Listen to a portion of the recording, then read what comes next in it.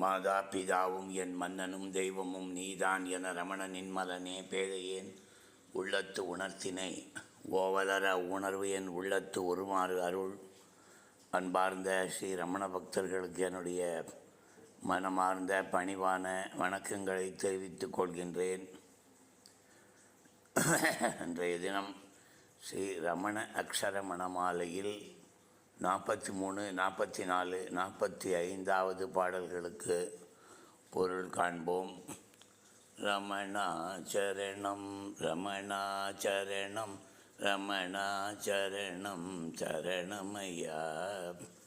ரமணாச்சரணம் ரமணாச்சரணம் ரமணாச்சரணம் சரணமையா.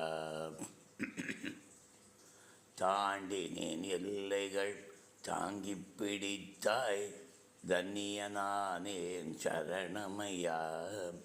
திதிக்கும் உன் உறவால் தீமைகள் போயின நன்மைகள் நாடின சரணமையா. தீதும் நன்றும் தெரியா வாழ்வினில் திருத்தினை சரணமையா. ரமணாச்சரணம் ரமணாச்சரணம் ரமணாச்சரணம் சரணமையா.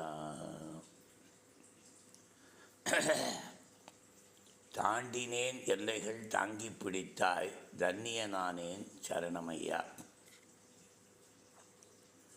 ரொம்ப முக்கியமான விஷயம். அதாவது மதம் கடவுள் அப்படின்னு என்னன்னு தெரிஞ்சுக்கணும் அப்படிங்கிற ஆவல் சின்ன வயசுலேருந்தே. இல்லைன்னா ஏன் அனாவசியமாக டயத்தை வேஸ்ட் பண்ணுவானே, சும்மா ஸ்லோகங்கள் சொல்லின்னுக்குது, அது தினம் சொல்கிறதும் நமஸ்காரம் பண்ணுறதும் அது இந்த எதுலேயுமே எனக்கு ஒரு பிடிப்பு ஏற்படல. எதுக்கு கடவுள்னு ஒன்று அது அப்படின்னு யோசிக்கும்போது நிறைய விஷயங்கள் தெரிஞ்சுட்டேன். ஏதோ ஒரு சக்தி இருக்குங்கிறத புரிஞ்சுட்டேன். அதே சமயத்தில் மதத்தில் இருக்கக்கூடிய கட்டுப்பாடுகள் எதுவுமே எனக்கு பிடிக்கிறதில்ல. இது எல்லாமே சரியில்லைன்னு நான் சொல்ல மாட்டேன், நமக்கு அவசியம் இல்லை அப்படிங்கிற ஒரு எண்ணம் எப்போவுமே ஓடினே இருக்கும். ஒவ்வொரு விஷயத்துலையுமே அனலைஸ் பண்ணுவேன். இது எதுக்கு ஏன் இப்படி பண்ணணும் அப்படின்னு. அதே போல் பிற மதங்கள்னால் நான் ஒரே ஒரு மதம் தான் எடுத்துட்டேன், கிறிஸ்டியானிட்டி மட்டும்தான் எடுத்துட்டேன். ஏன்னா அது கொஞ்சம் மனிதநேயத்தை கிரைஸ்ட் ரொம்ப எம்பசைஸ் பண்ணுறதுனால எனக்கு அந்த மதம் எடுத்துக்கொள்ளக்கூடியதாக இருந்தது. அதை தவிர தமிழ் நம்ம மதத்தை பற்றி தெரிந்து கொள்வதை விட கிறிஸ்துவ மதத்தில் சின்ன சின்ன புக்கெல்லாம் போட்டு அவங்க நான் வாழ்ந்த காலத்தில் அந்த காலத்தில் அறிவுபூர்வமாக தெரிஞ்சுக்குங்க எங்கள் மதத்தை பற்றினே அவங்களாம் கொடுப்பாங்க. அதெல்லாம் படித்த போது எனக்கு ரொம்ப ஒரு ஆர்வம் ஏற்பட்டது. ஒரு தன்னிகர் இல்லாத ஒரு தலைவராக கிறிஸ்துநாதரும் தெரிஞ்சார். இப்போ அப்போது எல்லாத்துக்கும் மேலே எனக்கு ரொம்ப கிருஷ்ணர் பிடிச்சது பகவத்கீதையால். இப்போது எல்லாத்தையும் தாண்டி பகவான்கிட்ட வரும்போது எல்லைகளே இல்லாது இருக்கின்றார் பகவான். எந்த இடத்துலையுமே எல்லையே கிடையாது, எந்த விதமான கட்டுப்பாடும் கிடையாது, சட்டமும் கிடையாது. ஆனால் பாயிண்ட் ஒன்று தான், ஏதோ ஒன்று இருக்குது பாரு, அதை பிடிச்சிக்கோங்கிறது தான் நல்லா ஞாபகம் வச்சுக்கணும். எப்போவுமே ஒன்று தெரிஞ்சுங்க, நம்ம ஒரு சாமி கும்பிட்றோம், ஆனால் அதை அல்டிமேட், அதுதான் முடிவான பொருள் அப்படிங்கிற அறிவோடு அதை கும்பிடணும்.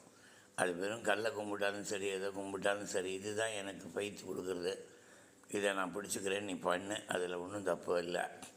ஆனால் அறிவுபூர்வமாக ஆராய்ந்து அதை ஒப்புக்கோ அப்படிங்கும்போது கண்ணா பின்னான்னு கேள்வி கேட்குறாங்க பகவான்கிட்ட. முதல் புக்கு கான்ஷியஸ் இமார்டாலிட்டி படித்த பொழுது அப்படியே அசந்து போயிட்டேன். இந்த மாதிரி ஒரு ஆள் நான் பார்த்ததே இல்லையே. எத்தனையோ குருமார்கள் பார்த்துருக்கேன், எதை எடுத்தாலும் ஒன்று இது பண்ணணும், அப்படி செய்யணும் அப்படின்னு அந்த உலக வழக்கிலிருந்து மாறுபட்டே எப்போவுமே நடக்க மாட்டாங்க. அப்படியே உலகத்தோடு ஒட்டி போயினே இருப்பாங்க. ஆனால் ஒரு ஆள் தனியாக நிற்கிறான். ஒரே வார்த்தை தான், மனசு வேர் இஸ் மைண்ட் ஷோமி அப்படிங்கிற ஒரு ஆள் இங்கே தான் நான் பார்த்தேன். எல்லாருக்கும் சில பேருக்கு தெரிஞ்சிருக்கலாம். ஆனாலும் மைண்டுன்னு சொன்னால் தான் இது பண்ண முடியும். ஒரு பாட்டில் கூட எழுதினேன், மனம் பற்றி உயர்ந்து பேசாத எந்த ஆளும் இல்லை, ஆனால் மனமே இல்லை என்று சொன்னது நீ ஒருவன் தானேன்னு ஒரு பாட்டில் எழுதியிருக்கேன். அதை எஸ்டாப்ளிஷ் பண்ணியும் காமிக்கிறார் பகவான். அந்த மாதிரி செய்யும்போது நான் எல்லைகளை தாண்டி உண்மையை தெரிந்து கொள்ள வேண்டும் என்று ஆராய்கின்ற போது தாண்டினேன் எல்லைகள் தாங்கி பிடித்தாய். நான் எந்த இடத்துலையும் நழுவாமல் வழுவாமல் தாங்கி பிடிக்கின்றான் பகவான். இந்து மதத்தினுடைய ஆணி வேர்களை காட்டுகிறார் பகவான். அசைக்க முடியாத ஆணி வேர்களை காட்டுகிறார்.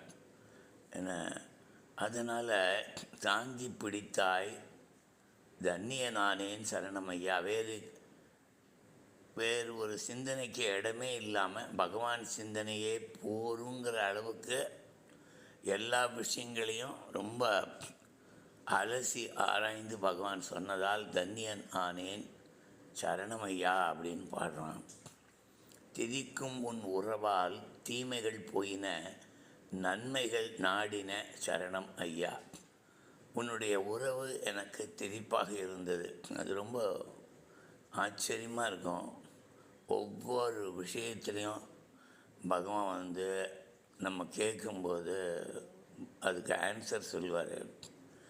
அது எப்படி இருக்குன்னா, முதல்ல ஏற்றுக்கொள்ள முடியாமல் எனக்கு இருந்தது. ஆனால் போக போக பகவான் சொல்கிறது தான் சத்தியம், நமக்கு அறிவு இல்லை அப்படிங்கிறது தெளிவாக தெரிஞ்சது. திதிக்கும் உன்னுடைய உறவால் தீமைகள் போயின, தீய எண்ணங்கள் தீமைகள் வரக்கூடிய தீமைகள் எல்லாம் போயின. இதை பிடிச்சிருந்தா ரொம்ப கெட்டு போவோம். ஆனால் பகவான் என்ன பண்ணார், எல்லாத்துலேருந்தும் விடுதலை பண்ணி கொடுத்தாரு. அடுத்தது நன்மைகள் நாடின சரணம் ஐயா. பலவிதமான நன்மைகள் நம்மை அடைந்தது. ஒரு சின்ன உதாரணம் ஒன்று சொல்லணுன்னா, கொஞ்சம் இந்த வேடிக்கை பார்க்குறது, ஊரம்புன்னா யாரையும் புறம்பேசுதல் இல்லை, ஆனால் வேடிக்கை பார்க்குறது என்ன நடக்கிறது. அதுலேயும் எனக்கு ஒரு கருத்து இருந்தது. என்னென்னா, ஒருவனுடைய ஆக்ஷன் அண்ட் ரியாக்ஷன் என்ன நடக்கிறது இதெல்லாம் பார்க்குறதுக்கு கொஞ்சம் ரொம்ப ஆவலாக இருந்தேன். பகவான் சுட்டறிவு கூடாது, அடுத்தவர்கள் விஷயத்தில் தலையிடாதே அப்படின்னு சொல்லி கொடுத்தாரு. அதனால் பாதிக்கு பாதி ஒதுங்கிட்டேன். எவன் எப்படி போனால் என்ன, நம்ம வேலையை நம்ம பார்க்கலாங்கிற இந்த ஒரு விஷயமே தீமைகள் போய் நன்மைகள் தானாக என்னை அடைந்ததற்கு காரணம் என்று சொல்லலாம். அடுத்த பாட்டு, தீதும் நன்றும் தெரியா வாழ்வினில் திருத்தி இருத்தினை சரணம் ஐயா. எது நல்லது எது கெட்டதுங்கிறது நமக்கு நிச்சயமாக தெரியப்படுறதில்லை. அதுதான் பாரதியார் சொல்வார், நன்மையும் தீமையும் நாம் அறிவோம் இல்லை, நல்லன நாட்டுக தீயன ஓட்டுக அப்படின்வார்.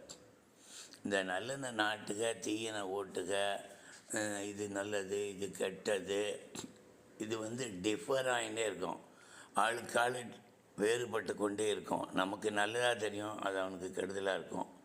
இதுதான் உலகம். அப்போது நீ என்ன பண்ணுற, பகவான் ஏதாவது சொல்லுவார், பகவானே இது பண்ணலாமா வேண்டாம், அதுக்கு மேலே சொல்ல மாட்டார்.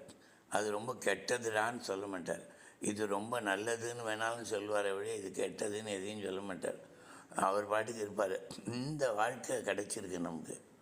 பகவானை இப்படி செய்யலாமா, செய், இல்லை வேண்டாம், அவ்வளோதான். அதை நீ கிரிட்டிக்கலாக அனலைஸ் பண்ண அதெல்லாம் தாண்டியாச்சு. வேண்டாம் வேணும், பகவான் என்ன சொல்கிறாரோ அதுதான். அப்போ என்ன ஆச்சு வாழ்க்கை அப்படின்னா, தீது என்பது பகவான் எது வேண்டான்னு சொன்னாரோ அதெல்லாம் தீது, இப்படிலாம் செய்யலான்னு சொன்னால் அது நன்று. அவ்வளோதான்ப்பா அங்கே இருக்க விஷயம்.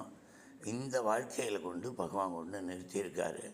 தீதும் நன்றும் தெரியா வாழ்வினில் திருத்தி இருத்தினை சரணமையா. நீ இப்போ என்ன பண்ண, என்னை திருத்தி ஒரு குருவோட பேச்சை அப்படியே கேட்கணும். கேட்குறவனுக்கு தான் குரு நிறைய அருள் பண்ணுவார். நம்மளை எவ்வளோக்கு எவ்வளோ டிவியேட் பண்ணுறோமோ அவ்வளோக்கு அவ்வளோ நமக்கு நல்லது, நல்ல இது கிடைக்காது. அதாவது நல்லன்னா கர்மம் அப்படி சொல்லவில்லை, நல்ல ரிசல்ட் கிடைக்காது. எந்த இடத்துல தப்பு பண்ணோம் நம்ம அனலைஸ் பண்ணி நம்மளை மாற்றிக்கணும். பகவான் அப்படி சொல்லியிருக்கார். ஆனால் நம்ம அதுக்கு மாறுபட்டு நடந்திருக்கோம் அப்படிங்கிறத நம்ம புரிஞ்சுக்கலாம். ஆக பகவான் என்ன பண்ணணும், அதுக்கு என்ன ஒரே வழி, என்னை பொறுத்த வரைக்கும் பகவானே இது என்ன பண்ணலாம், இப்படி பண்ணலாமா அப்படி பண்ணலாமா, இல்லைன்னா நீயே சொல்லு என்ன பண்ணலாம் அப்படின்னு பகவான் நமக்கு ஏதோ ஒன்று சொல்வார் இல்லையா, அதுதான் நம்மை திருத்துவது, சரியான இடத்தில் இருத்துவது. அதனால் பகவானை சரணடைந்து நன்மை தீமைகளை அவனிடத்தில் விட்டுவிட்டு அமைதியாக வாழ்வோம். ஓம் நமோ பகவதே ஸ்ரீ ரமணாய.